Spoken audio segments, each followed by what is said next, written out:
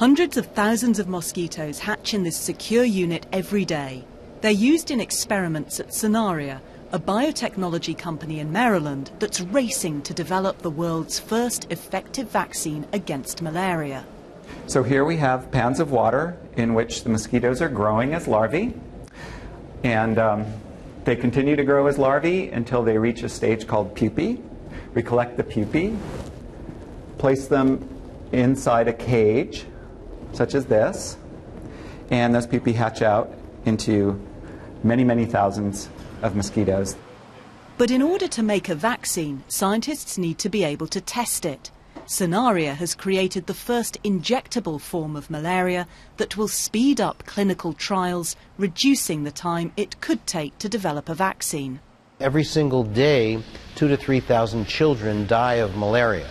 If we can take a day off of that time frame that it takes to get us a highly effective vaccine, then we've won.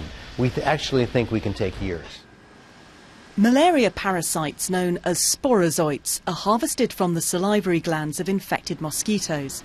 The parasites can be counted, which means the dose of malaria given to volunteers can also be measured, creating the first standardized test. The sporozoites are then frozen until they're needed to try out a vaccine.